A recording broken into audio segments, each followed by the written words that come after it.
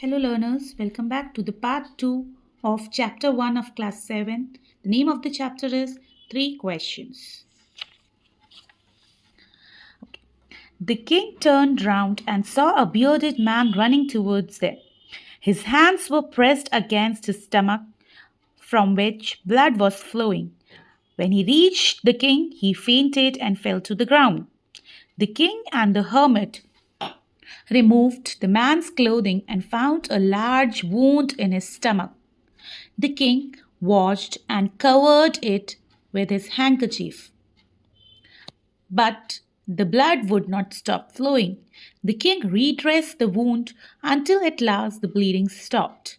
So, in this part, we'll talk about the man. As you would have remembered, or you would be knowing in the previous part, we ended the previous part when the hermit told the king, वो देखो वहां से एक इंसान दौड़ता हुआ हमारी तरफ आ रहा है, a man is coming towards us, right? So now the king turned around, the king जो king था वो पीछे मुड़ा और उसने देखा कि एक bearded man मतलब दाढ़ी वाला इंसान उनकी तरफ दौड़ता हुआ आ रहा है.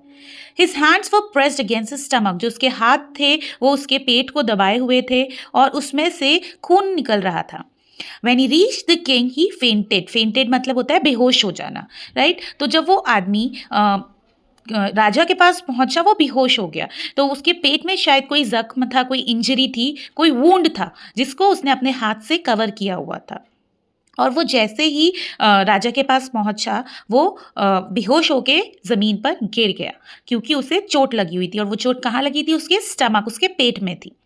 The king and the hermit removed the man's clothing and found a large wound in his stomach. तो जो राजा था और जो हर्मिट था उसने क्या किया, जो सन्यासी था, जो हर्मिट था, उसने क्या किया? उस आदमी की, उस दाढ़ी वाले आदमी के कपड़े उतारे और उन्होंने क्या पाया कि उसके पेट में एक वूंड था. वूंड मतलब एक घाव था, एक इंजरी थी, बहुत ही बड़ी इंजरी या घाव था.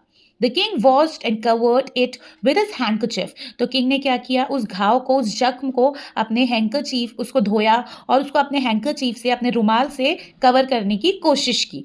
लेकिन जो खून था वो बहना नहीं रुका. तो किंग ने उसको बार बार पट्टी की, बार बार रीड्रेस किया, अपना जो रुमाल था उसको धोया, फिर से उसके स्टमक पे लगाया जहाँ पे उसे चोट लगी हुई थी और यह काम उसने तब तक दोहराया, तब तक रिपीट किया जब तक ब्लीडिंग रुकी नहीं.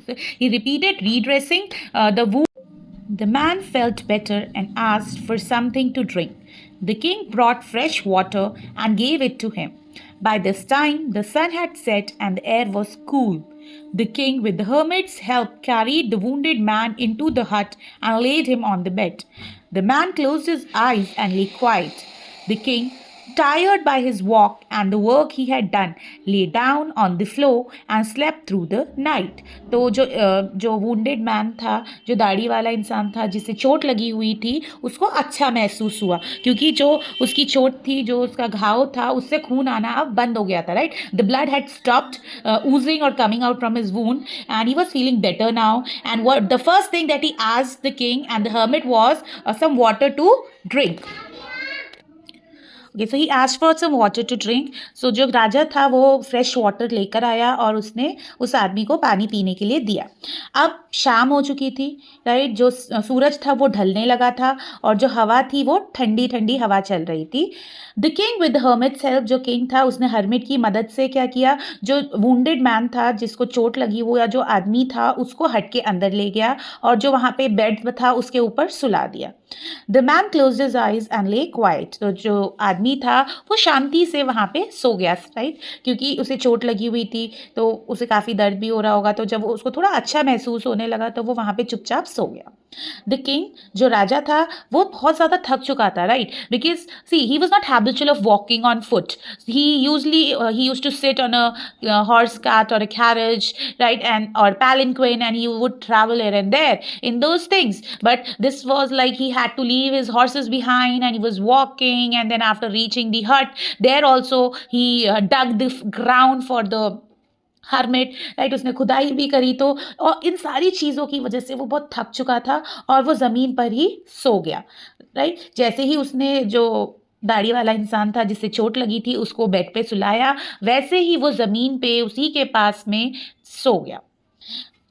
when he awoke, तो वो जब जगा, it was several minutes before he could remember, तो जब वो जगा तो उसे समझ ही नहीं आया मैं कहाँ हूँ, राइट। थोड़ी देर के लिए वो एकदम चौंक गया कि मैं कहाँ हूँ, मैं अपने महल में क्यों नहीं हूँ, मैं अपने बेड पे क्यों नहीं हूँ। फिर उसको कुछ टाइम लगा पिछले दिन की सारी बातें याद करने में कि वो कहाँ है, राइट, वेयर ही वॉज और who the strange bearded man lying on the bed was. तो ये सारी चीज़ें रियलाइज करने में उसे कुछ मिनट्स लगे।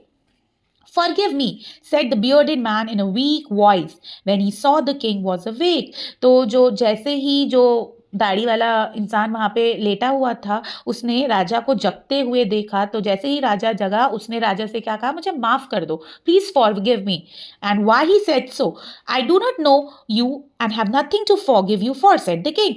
So the king was quite astonished. He was surprised that who is this man? I don't even know him. Why he is asking for forgiveness from me? ये मुझसे माफी क्यों मांग रहा है? मैं तो इसे जानता भी नहीं हूँ कि ये कौन है। You do not know me, but I know you. I am the enemy of yours who saw revenge on you because you put my brother to death and seized my property. तो जो bearded man होता है, जो दाढ़ी वाला इंसान होता है, वो राजा से कहता है तुम मुझे नहीं जानते हो लेकिन मैं तुम्हें बहुत अच्छे से जानता हूँ। और मैं कौन हूँ? मैं तुम्हारा दुश्मन हूँ। मैं तुम्हारा एक दुश्मन हूँ जिसने स्वौर मतलब कसम खाई थी। क्या कसम खाई थी? रिवेंज लेने की। रिवेंज मतलब बदला लेने की, राइट। किससे? किंग से। और वो क्यों बदला लेना चाहता था? क्योंकि जो ये राजा था उसने इस दाढ़ी वाले इंसान के भाई को मार दिया था। और सीज मतलब उसकी सारी जो प्रॉपर्टी थी, उसका जो भी पैसा था या लैंड थी, उसको जबरदस्ती अपने कब्जे में कर लिया था। Seize means to take something from someone by force without the consent of that person. उस किसी इंसान की इच्छा के बिना हम जबरदस्ती कोई चीज़ अपने कब्जे में कर लेते हैं, उसे सीज्ड कहते हैं। So that was the reason, right, कि वो इसका एनिमी क्यों बना। कौन? दाढ़ी वाला जो बियर्डेड मैन था। I knew you had gone alone to see that hermit and I made up my mind to kill you on your way home. तो वो राजा को बताता है कि मुझे ये पता था, मुझे ये इन्फॉर्मेशन मिल गई थी कि तुम हर्मिट से मिलने जा रहे हो और तुम अकेले होगे, तुम्हारे बॉडीगार्ड तुम्हारे साथ नहीं होंगे, इसलिए मैंने ये सोच लिया था कि मैं तुम्हें मार दूंगा। आई विल किल यू, जब तुम हर्मिट के जो हट है वहां से वापस आ रहे होगे। But the day passed and you did not return. So I left my hiding place and I came upon your bodyguard who recognized me and wounded me.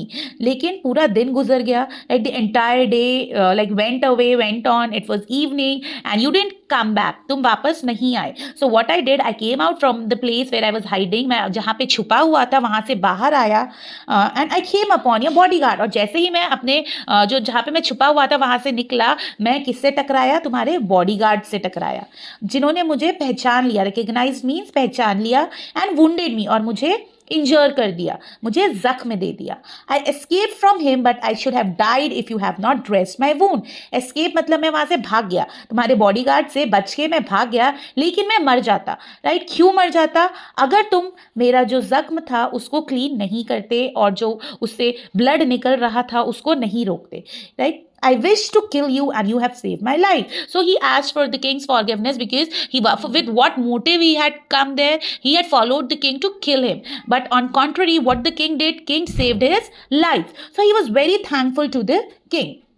Now, if I live, I will serve you as most faithful servant and will order my sons to do the same.